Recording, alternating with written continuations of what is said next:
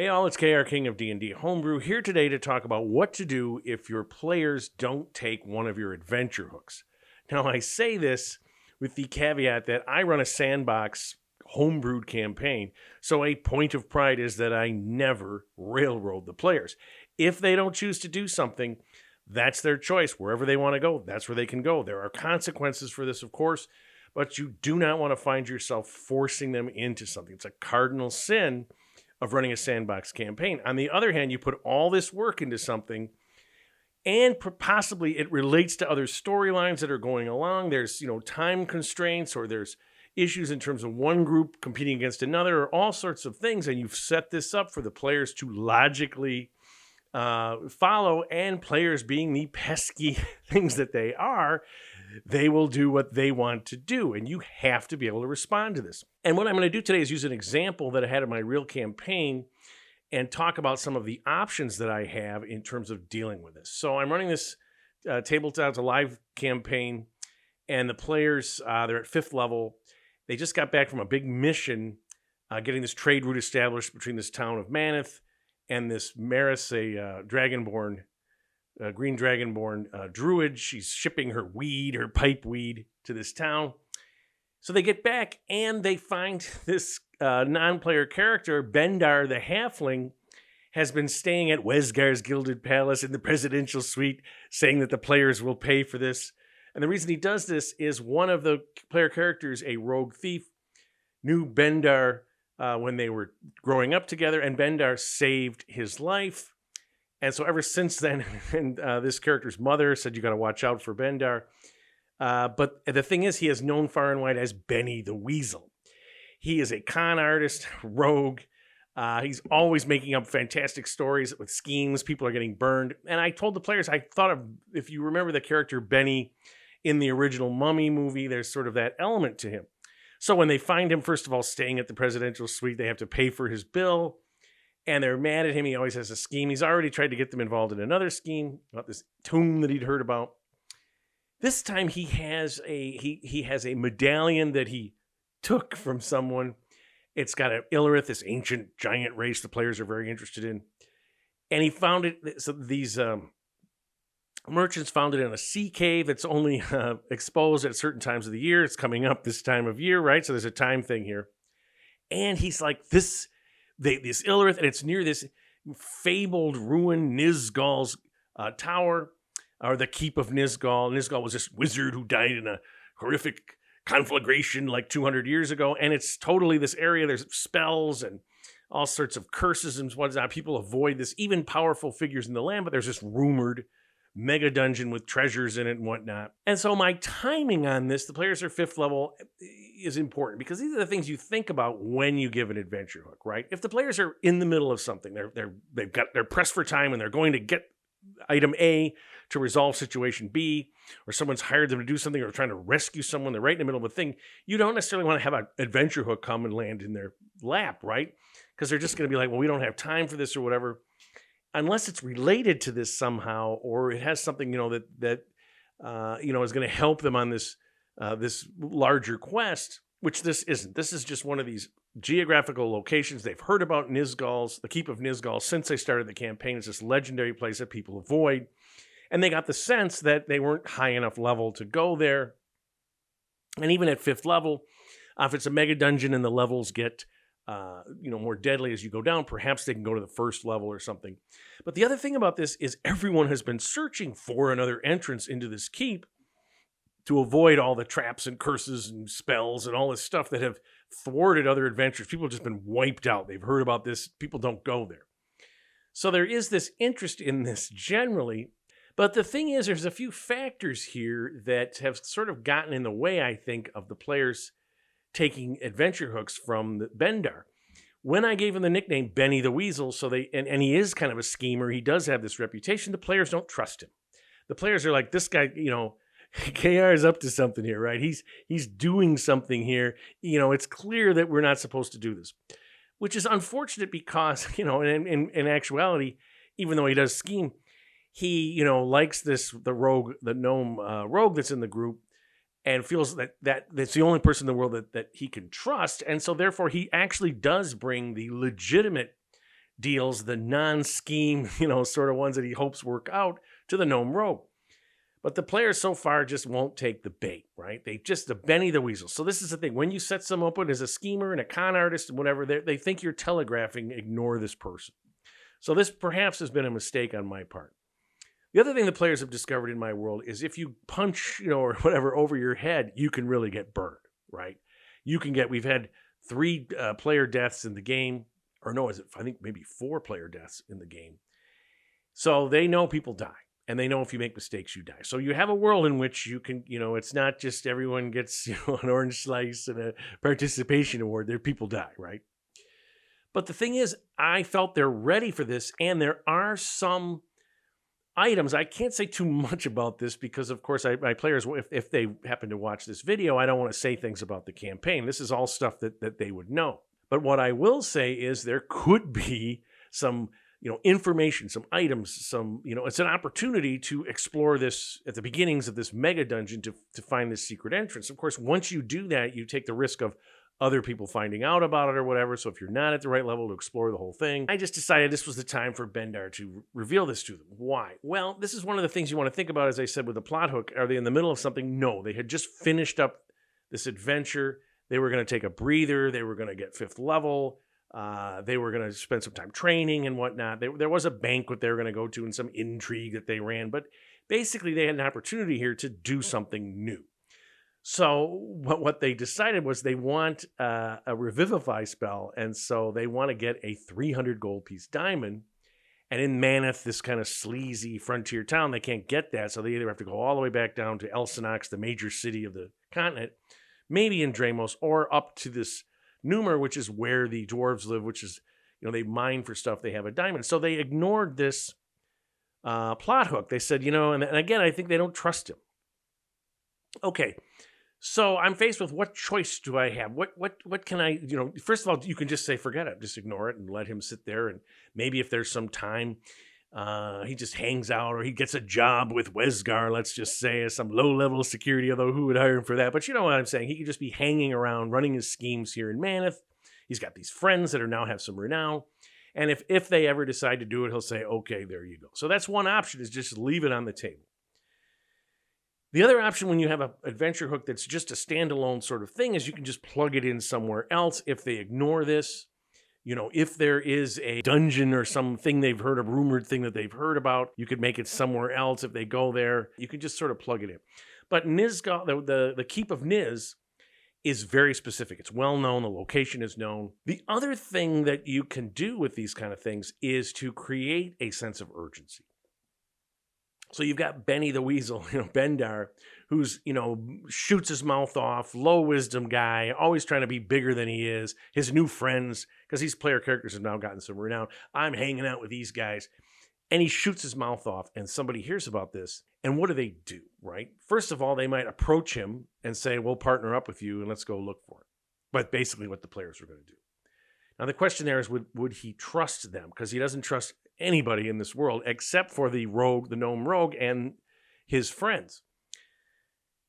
But he might. And this is the thing. If the early bird gets the worm, right? If you decide to ignore something, NPCs can come along and do that. In fact, it's already happened one time. They found this Illyrith temple, and they had some problems at it. A character died. They left it alone.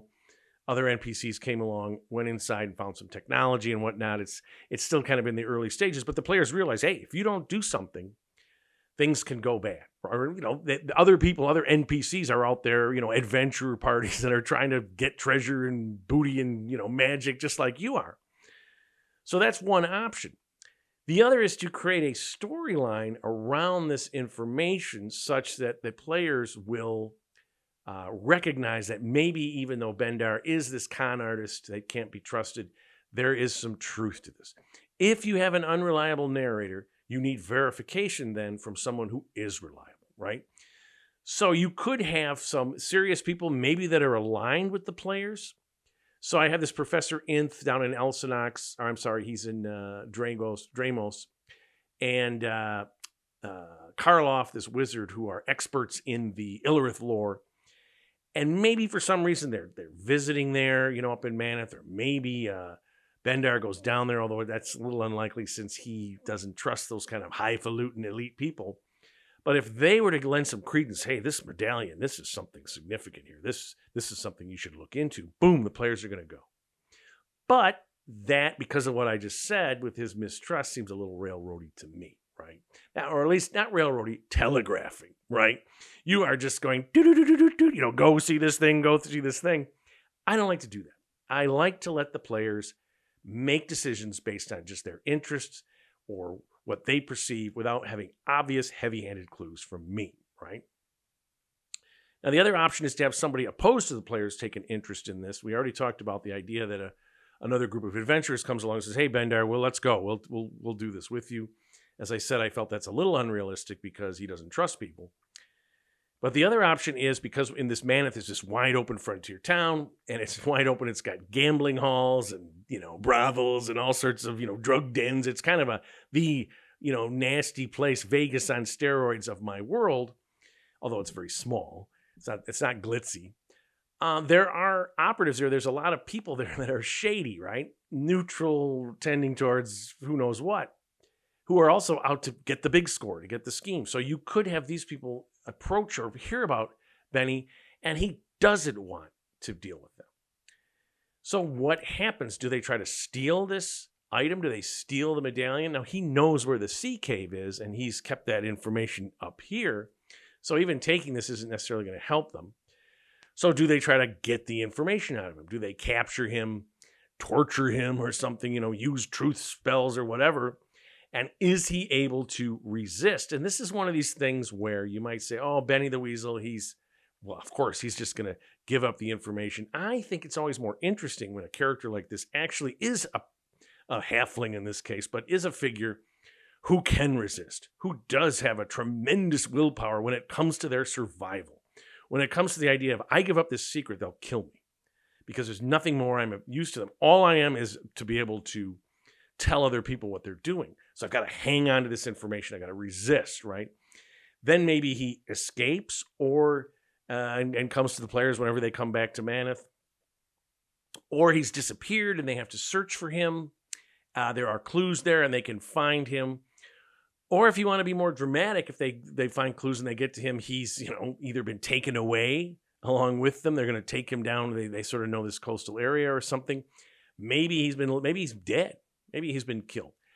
Now, when you do something like this, the players are going to have a certain amount of guilt. This is the thing about the paradox of fiction. Even though we know, let's say, that I always use Breaking Bad. Breaking Bad, they're actors. If you've seen that show, you've seen, blooper reels on YouTube. Bryan Cranston's very famous, and Aaron Paul, who played Jesse.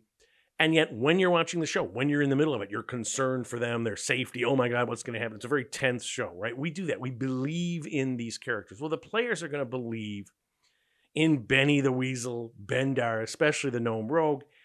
And if he discovers that this gnome rogue has been killed because he ignored him, it's going to cause some consternation. But if he finds out that he's been kidnapped or taken forcibly and there's evidence of this will spur them along. Now, again, you're trying to avoid railroading here. So do you just say, Benny has disappeared? Benny said, I'm going to make the biggest score ever, and he leaves, and then it's up to the players to investigate. Are they interested? Now, I'm telling them this as the GM. And twice I've told them about deals with Bendar, and twice they've ignored them for other things. And, if you go back through the campaign diary of my world, you'll see what was going on there. It's kind of explainable. But at the same time, so if there's nothing oppressing them, they find out that he's disappeared, will they investigate? And then you set up a series of clues, who he was talking to, where they was going, and where they were going. Can they follow them? Can they figure this out? And would they want to do that?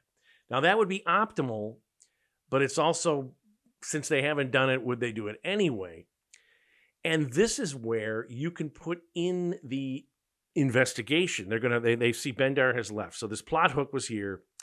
They ignored it. The person that gave them the plot hook has a connection with them, and they've disappeared. Something is up. You have given them this information as the GM. So there's something going on here, right?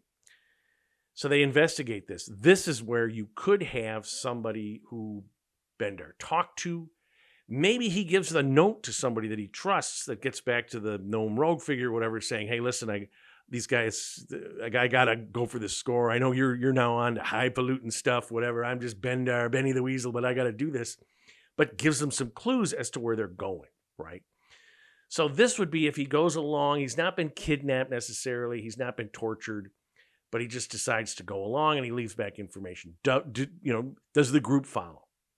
Does he put something in this note that says, I'm not quite sure if I trust these guys? And then the other thing is, do you create a connection that makes the players interested, their competitors? Because there's this whole, the Ezrin clan, which is this family. It's a loose-knit family, which is why they call themselves clans. Anybody can join this family. In fact, they're kind of part of Wesgar, the other competing guy in Mana. They're part of his family. And if they're involved, they've already burned the players a couple times. This would possibly make them be interested. But you don't want to railroad. You don't necessarily want to say, hey, you better do this or, something bad's going to happen, because I'm just putting it out there as a plot hook. I'm just thinking to myself, hey, the players are high enough level that they can do this first couple levels of Niz's Keep potentially. So I just put that out there. So you're thinking, you don't want to railroad. You're always thinking, but at the same time, you've got something that I can't plug in. It's geographically located, and it's not time driven. So this is the final thing. When you have an adventure hook that is critical to either solving something the players are on, or is very much a time, ticking clock situation, that's when, if they ignore it, you may want to put some more clues there. This is very delicate because you're trying not to railroad, and you're trying not, whenever you do stuff and you say, and the players go, oh, we better do this. I just don't like that, right? It goes against my sensibilities of running a sandbox campaign. I want the players to do what they want to do. But if there's a ticking clock on this situation, if the players ignore this and it's really going to screw things up, and I don't want to adjust things because the players ignored it, right? I don't want to go, oh, that's another form of kind of, railroading in a reverse or whatever. That's, you're massaging things. And, again, you may say, well, that's what you just have to do. The players, maybe you didn't give them enough clues. You're going to blame yourself or something. So when there's a time constraint, you can add in an extra, person, or they discover some item or some scroll or, a rune or something like that connects, and you're like, oh, you've seen this before, that medallion that Benny the Weasel had, something like that. If you're going to set up ticking clocks, which can be very, very exciting, and you have an ancillary plot hook that you've set up, that can be a good way to do it. The thing you got to remember about creating these adventure hooks and doing your own homebrewed world is you must accept the fact that you are going to create things that the players are potentially going to ignore, so that when you create them, you may want to create the majority of your plot hooks such that they can be plugged in anywhere. They are not specific to something. They're the old monster of the week on the old, Night Stalker or X-Files or some show like that, right? They have a long-running story, but every once in a while they take a break and go explore some monster, and that can be anywhere. So those kind of adventure hooks, those kind of, scenarios or whatever, a 2 or 3 session or maybe 1 or 2 session sort of, mini, or it's a like a one-shot within your campaign, those can be plugged in anywhere. But something that's really vital, in terms of the geography of the campaign, like this is the Keep of Niz, once I put the plot hook out there, and it is such a consuming, legendary thing for the entire continent, once I decide to do that, I probably am going to want to follow through with some activity. I'm probably going to want to have either somebody go with Bendar to find it, or, get the information out of him, do something. And again, if he just leaves and it's no big deal, the players could ignore it. Once you get into the, he's being tortured or kidnapped or whatever, you're kind of forcing their hand. The final thing I would say is a lot of the players in this campaign have said we are the party, the found out party. And what they mean by finding out is they have found out that when they don't do things, other things happen, that this world starts rolling. Once they interact with NPCs and stuff, those NPCs start operating the world under their interests and goals and stuff. You don't just leave things alone. So they are aware of that. And so they won't be surprised, and they won't feel necessarily like cheated if another group, goes to the keep of Niz and says, oh my God, they've discovered something. But what they might say is, when you set this up, as I said, with Benny the Weasel, we don't trust him. We've learned that, when you telegraph something to us, it's potentially bad. That may be something that, they'll feel a little cheated on. So that's the one thing in this, but I like the idea of a character who is a unreliable narrator, that you're not sure. He's not just like, I am the patriarch and whatever I say is absolutely true, and then you're just going to follow what I do. I like sort of and again, these characters are a little on the mercenary, a little on the, bounty hunter side of the thing, and, the old Westerns and stuff. So why wouldn't their associates would be that way too? You never know if you can trust them. So they have to make that decision. So as I say, when they don't take the hook, don't railroad. Think of how the implications of what this adventure hook means, whether or not you can just plug it in somewhere else, but if not, think about where it's going to go, give the players clues, give them some options, but in the end, if it is part of a long-running story and the players choose to ignore it, there are consequences. There are things that happen. And then what you can do is if Bendar goes down, they discover this opening, and then they all get killed or whatever. Here's what I'm saying. Maybe Bendar gets killed. Maybe he crawls back half dead. Oh, we tried to enter it, but now, now it's out there. Now it's open, and the players have an opportunity to rush down along with everybody else, right? Because it's going to be like the California gold rush, right? So it's not just it's done, ruined, whatever. It's just different. They don't have that first opportunity. Because what that does is tells them, hey, if you don't just grab the brass ring when the time is right, you may lose out, right? And this, as I say, this is what adventure hooks are for. You've put all this work into this. I mean, I've created this mega dungeon and all this stuff. I want the players to go. I want them to be the first ones to go. It'd be totally cool, opening up this long, sealed entrance. But it may not work out that way. It may be that an NPC does it. It just, or I may just say, okay, I'm just going to leave it alone because I really want that. But as I said, that's a little bit reverse railroading. So that's what you got to think about. So hopefully that helps you thinking about your adventure hooks. I'd love to hear how you do them on your own campaign. If you like what you've seen, please subscribe to my channel. I'm always looking for more. Leave some comments. Tell me what you think about, as I say, when you've had adventure hooks that players have ignored. But most importantly, keep playing an RGP of any kind and tell somebody else about it.